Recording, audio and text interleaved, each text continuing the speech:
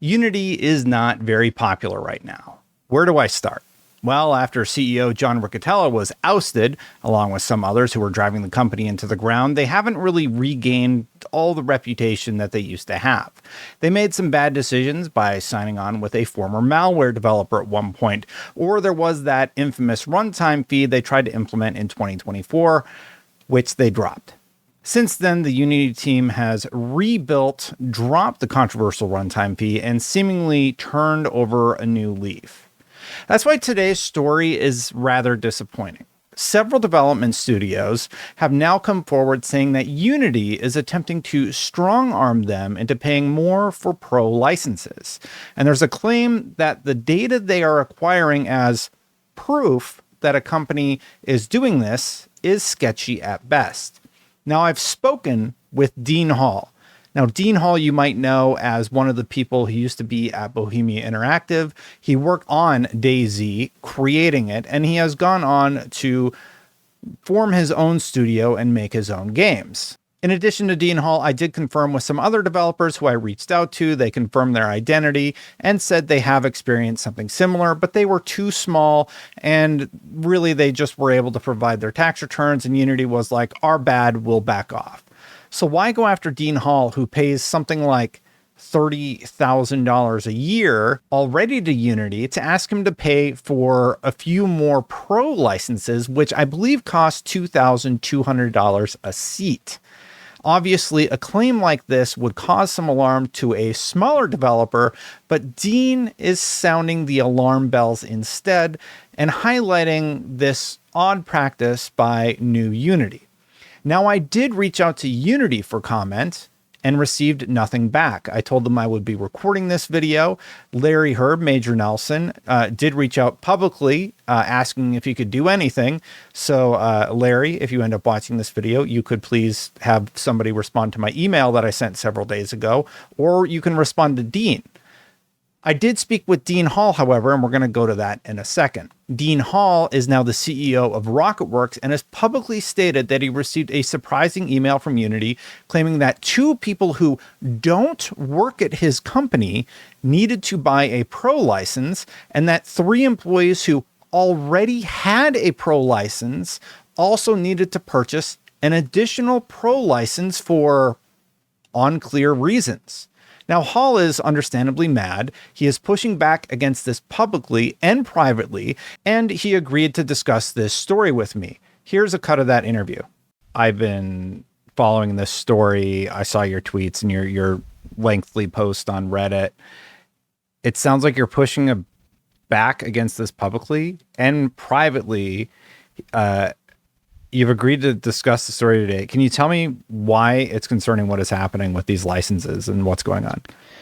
Well, I think so we've been using Unity for like a decade now, and I think that this just wasn't the kind of thing that a lot of developers thought about when we started using a lot of this software. Someone on the Reddit thread had actually said to me that, you're only as indie as the tools you use. And I think that's why it's very relevant. So even if this gets, say, resolved maybe very easily for us, what does this mean for the future? And that is essentially if someone can easily turn off the access for you to develop with software, you need to really trust that those decisions to turn it off are robust, that the data gathered to make decisions on that are carefully managed. If we think of the drama around YouTube copyright strikes and things like that, that is a massive issue for YouTubers. Now imagine that you've invested 5 years into a single project or more. We have Stationeers, which we've been working on for like 7 years. If someone can just turn around and just turn that off, and then the evidence they present, the first item being a employee from another company that has nothing to do for us, that really gives us a lot of pause as to whether our situation for the software to develop on is safe. So I think that's maybe the really important nuance. It's not so much whether it's easy to resolve today, but how is it going to be a year from now, 10 years from now? Yeah, I did reach out to Unity for comment in this story because it's really strange. You have two employees who seem to have nothing to do with your company. You have 3 employees who do have pro licenses. And here's what I asked them. How did you determine that these particular employees are in violation when Dean Hall has a plethora of proof to the contrary? Why has it taken so long for him to receive any reply? I think he received a reply right before recording of this interview today. And prior to that, they basically said, hey, we're going to shut off your access in a few days unless you provide proof. You provide proof. And then it was just sort of silence. Can you tell me about the timeline there so make sure I have it right? Yeah, so initially we got an email, and actually for a start we thought it was more of like a phishing email because it just seemed like a very bizarre thing. It had no evidence in it. It just said that we had to comply, and it actually got sent through to one of our email addresses that isn't really monitored.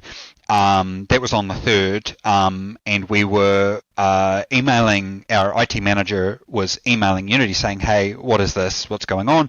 Because we have an account manager and stuff like that. We finally got a reply on the 9th, New Zealand time, bearing in mind that we had until the 16th, and that contained the 5 bullet point items of things that we needed to address. And as you pointed out, a number of those things well, all of them made no sense, and most of them were very easy. Just a quick Google search would have resolved. So, yeah. So the time frame was very tight, and I think it's easy for people to forget that this has a very profound impact. If that access was turned off, that leaves a team of people.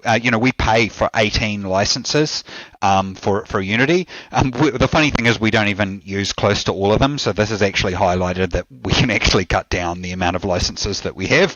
But that's a large amount of people who then just wouldn't be able to work, and a lot of customers who expect and love that we update our products. Yeah, it's certainly a strange one. I really wish Unity would have commented. A lot of people have posted publicly saying we'll be in touch and we'll communicate with you, but you received no update about whether you're good now or if you need to purchase additional licenses. And that amount that you're paying every year, it's no small amount. I think it's like $40,000. Yeah, $30,000 to $40,000. It has varied a little bit up and down. We've had individual years that it's a lot. I think I did send you the invoice. I haven't posted a lot of stuff publicly, the full details, but just to keep not accidentally release details. But yeah, it's roughly been if we average it across the 10 years, roughly about $30,000 a year that we pay in licenses for it. So, have any other developers been encountering this? I have seen a few online. Have any reached out to you to say, hey, we're experiencing something similar? Yeah, so a lot of people had commented on the thread saying, hey, we got this. People had various different feelings on it. I think a lot of people, and I certainly understand where this is coming from, say, yeah, I got it. I was very confused for a start. I contacted our Unity rep and it got resolved.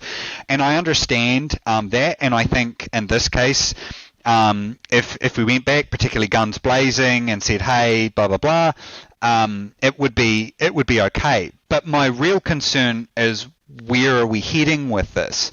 Particularly, a lot of what happened with this just doesn't make any sense. The first line item was a very specific name for a person who, if you Google it, the first result is their website and the second is their LinkedIn.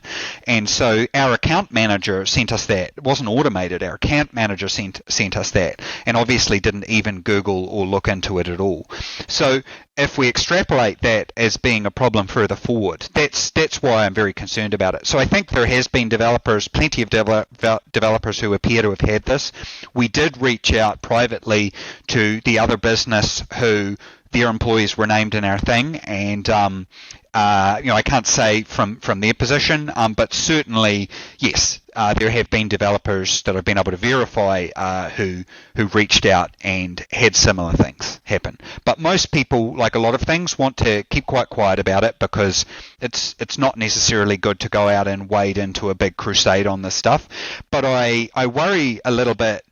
I worry a lot about the future, and I worry also about smaller developers too. I just look at what's happened on YouTube and stuff like that, and often by the time a big YouTuber gets hit by some big copyright strike, there might have been many small channels that were taken out who just didn't have the clout to get something done about it.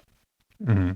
No, I hear what you're saying. And it does leave one to wonder, how did they even acquire this data? Why are they highlighting employees who they probably have records for as having the pro license? Because some of the people you identify do have the pro license, and they're flagging something about them not using the pro license. It's a very strange situation. What are next steps for you? Where are you going to go from here? So we've got the contact details for their legal counsel. We have legal counsel at our end, so we'll lay out how we see it, and then presumably we will hear something about it. I mean, technically they have said that if it's not resolved, they'll turn it off on the 16th. So I guess we'll find out what happens there. Well, you got 4 days to sort it out, and I wish you the best. Thanks very much.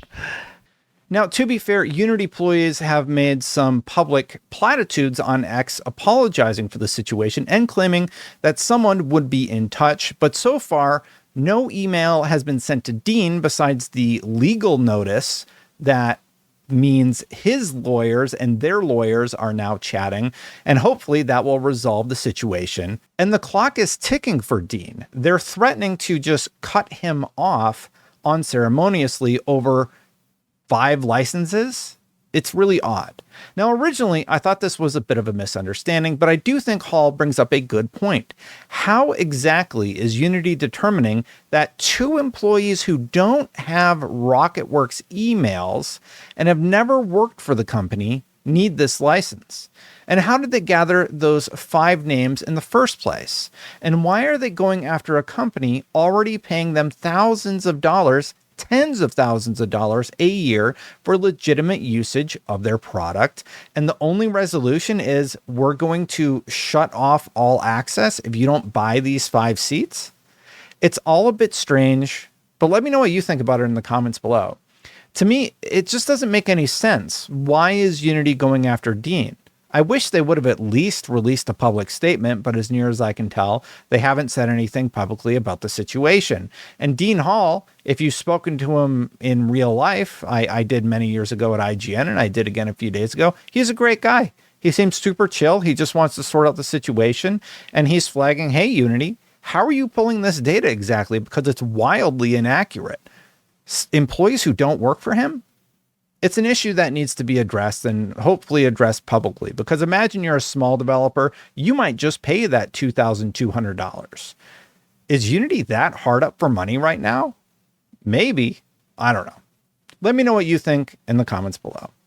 Anyway, that was a big boy story from your boy Destin Legarie here. Thanks so much for watching. Hit that subscribe button, hit that bell so when my content goes live. I do greatly appreciate it. I busted out the old pizza box teleprompter to read some of the text. Hopefully you didn't notice. Thank you so much to the members, Christopher Eddy, Phil Aroni, Spingater, and Aries EMS. I do greatly appreciate you backing at the highest level. And if you want to support independent media like myself, you can do so by clicking that join button over on YouTube or checking out patreon.com/SaveStatePlus for more. I am going to get out of here, but before I go, you can check out my video talking about Doom: The Dark Ages. I liked it very much, and I'll see you for the next one. Bye for now, everybody.